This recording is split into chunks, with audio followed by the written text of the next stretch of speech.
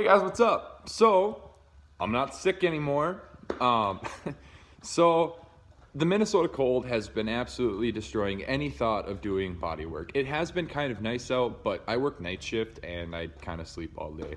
Um, so there's that. We were supposed to get heat in here like 2 weeks ago, and we just kind of haven't been putting it off and putting it off. We got to make room for the heater and clean and whatnot. So that's what I'm doing here today, other than making a video for an update, as I'll be cleaning up. So I did get some mechanical stuff done. I got an engine out, I got a transmission out, I got a front subframe out, and I got a rear subframe out. So I can walk through, I can show you guys that. There was a final decision on an engine. I have decided to go RB25 instead of LS, and that makes me super, super happy. So yeah, here's what I've done. Alrighty, so there's no more engine, no more transmission, no more front subframe. You can see the drive shaft is still there, and you'll see that the rear subframe is still there because I haven't taken the e-brake off yet. I'm super glad that I went with a FR layout because it took me maybe a total of 8.5, 9 hours to pull the engine, transmission, and front and rear subframe down.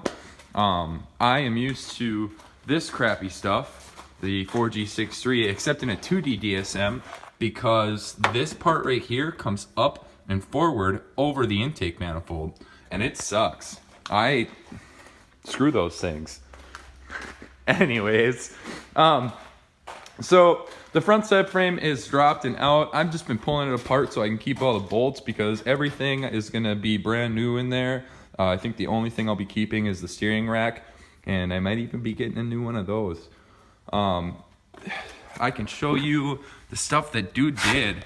Look at that. Look at those goober welds on that do-it-yourself angle kit. It's pretty terrible.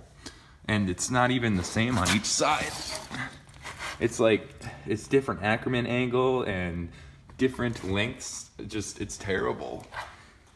So, there's the rear subframe. Yeah, it's pretty rusty under there, but I work in an industrial place, so I'll probably get it shot blasted and then paint it myself. So I don't even think I'm going to be keeping the diff out of this. I think I'm going to go with a Z32 diff because I'm going with a Z32 transmission. Speaking of transmissions, if anybody wants a sweet KA trans for $150, DM me on Instagram because I don't want it. Anyways, the hood's done. All of the body work on the hood is done.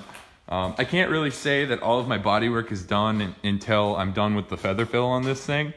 So I'm gonna spray this whole thing down with feather fill because I have felt quite a bit of weird stuff all over the body. And yeah, I'm just gonna feather fill the whole thing and block it out. There's still some fiberglass work to do. Both edges caught my pants and I chipped the edges. So there's that. I put a hole in my front bumper. See if I can show you guys here. That guy right there. Oh, focus in, focus in. There you go. That's a straight through hole. As far as body work goes, there's tons of these little air pockets. That's what happened there. I thought it was an air pocket and it's just a hole, made it bigger. But there's air pockets all over the front bumper, the rear bumper, both the side skirts. So got to take care of those. The door, wow, that's really out of focus. Woo, come on. There you go. All right. The door still needs to be redone, and I got to put my little edge piece here on that trim line. But otherwise, once the heat gets in here, it should only take me a couple of days to get it all done by myself. So, RB25. I have been thoroughly convinced to go RB25 because it's going to look super sexy in here. Yeah. I'm also contemplating the thought of going with a tubed front end. Oh, I have to lift that again. because it is all crunched up in here and it's just really, really messed up. So tube front end is probably gonna happen. I have to check to see if there's any frame damage, so that kind of blows. But frame damage as far as a bent frame, I have this feeling that there's going to be a bent frame, and so I have to get that checked out and do some measurements. But yeah, not a whole lot of work, but a whole lot of work. This is really good now because now I can start ordering my suspension stuff and having it on hand when I decide to start putting up that suspension stuff. So that'll be nice. Like I said, body work has just been a hassle because of the Minnesota cold. The reasoning behind it is when you go to put it on, it's not gonna want to harden in the cold, and even when it does, it'll be very brittle and it'll just flake right off. So body work is a no-go for right now. But yeah, get to the ending here. All right, so not a whole ton of stuff, but it has been progress, and that is what matters.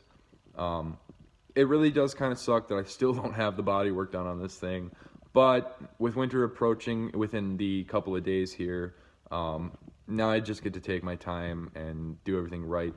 There's been those few instances, like here and there, that I've just been like, screw it, drift car, which, you know, that's going to be there, and that's going to bug me so much.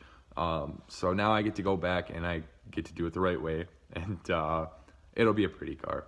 I guess another thing is the fact that I'm getting all new stuff, all new suspension components and subframes and whatnot, and something slips, falls out of my hands, lands on the car, big scratch or a dent or something. That was my pizza oven.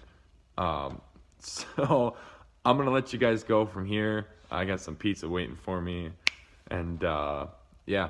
If you want to follow my build, go ahead and hit subscribe. If you like these videos, go ahead and hit subscribe. If you want to continue watching or continue following me, I tried to keep picture updates going on Instagram, so go ahead and follow me on Instagram @BoostedBrownie. I'm gonna go get to my pizza. See you guys later.